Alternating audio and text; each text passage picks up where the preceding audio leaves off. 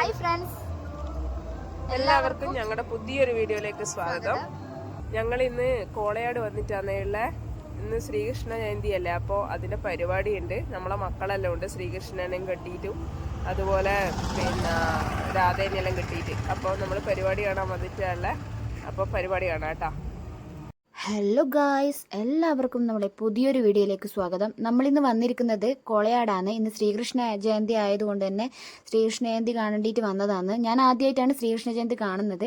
നമ്മൾ കോളയാട് വന്നേരം നന്നായിട്ട് വിശന്നു. നമ്മൾ ആദ്യം വിചാരിച്ച ഒരു ചായയൊക്കെ കുടിച്ചിട്ട് നമുക്ക് പരിപാടി കാണാം എന്ന്. അങ്ങനെ നമ്മളൊരു ചായക്കടയിൽ കയറി ചായയൊക്കെ കുടിച്ചു. എന്ത് മനോഹരമായിട്ടാണ് ഗൈസ് ശ്രീകൃഷ്ണനെയൊക്കെ വളരെ ഭംഗിയായിട്ട് അലങ്കരിച്ചിരിക്കുന്നത് കാണാൻ. അടിപൊളിയായിരുന്നു കാണാനൊക്കെ. നമുക്ക് ഭയങ്കരമായിട്ട് ഇഷ്ടപ്പെട്ട്.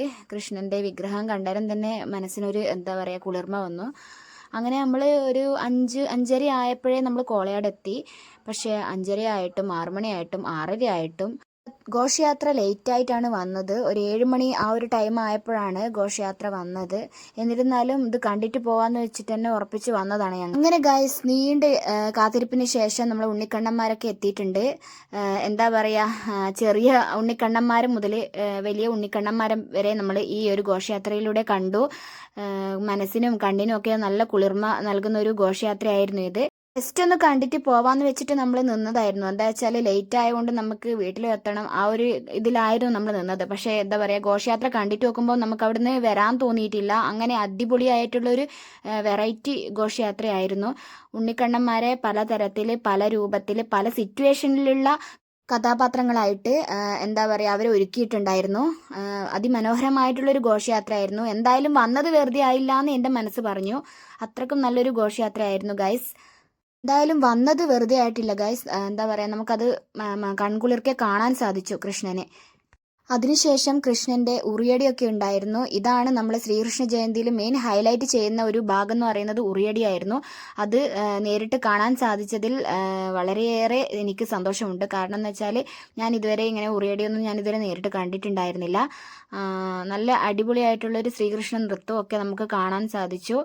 നമ്മൾ വന്ന സമയത്ത് അങ്ങനെ അത്രയും ജനങ്ങൾ ഉണ്ടായിരുന്നില്ല ഗൈസ്. നമ്മൾ ഒരു 5:30 ആ ടൈം ആകുമ്പോഴാണ് നമ്മൾ അവിടെ എത്തിയത്. പക്ഷേ എന്താ പറയുക, ഒരു 7-7:30 ആകുമ്പോഴത്തേക്ക് ജനങ്ങളെ ബഹളായിരുന്നു അവിടെ. നമുക്ക് അവിടെ നിന്ന് എന്താ പറയുക കാണാൻ വരെ, നമ്മൾ ഫസ്റ്റ് വന്ന ആൾക്കാർക്ക് വരെ കാണാൻ സാധിച്ചിട്ടുണ്ടായിരുന്നില്ല ഇത് മുഴുവനായിട്ട്. ഓരോരുത്തർ മുന്നോട്ട് വന്ന് നിന്നുകൊണ്ട് നമുക്ക് അങ്ങനെ കൃത്യമായിട്ട് കാണാൻ സാധിച്ചില്ല. എന്നാലും നമ്മൾ ആവുന്ന പോലെ എന്താ പറയുക വീഡിയോ എടുക്കാനും ഒക്കെ സാധിച്ചു. അതും കൃഷ്ണന്റെ ഒരു അനുഗ്രഹമായിട്ട് നമ്മൾ വീഡിയോയൊക്കെ അതിമനോഹരമായിട്ട് തന്നെ നടന്നു. അത് കഴിഞ്ഞ ശേഷം ചെറിയ മക്കളെ കുറേ ഡാൻസും പരിപാടികളൊക്കെ ഉണ്ടായിരുന്നു. നമ്മൾ ആകെ ഒരു ഡാൻസ് മാത്രമേ കണ്ടിട്ടുണ്ടായിരുന്നുള്ളൂ. ആദ്യയുടെ മോള് ഡാൻസ് ഉണ്ടായിരുന്നു അവിടെ. അപ്പോൾ അത് കാണാനായിട്ടും കൂടിയാണ് നമ്മൾ അവിടെ വന്നത്. അങ്ങനെ അതും കഴിഞ്ഞ് നമ്മൾ വീട്ടിലേക്ക് മടങ്ങുകയാണ് ചെയ്തത്.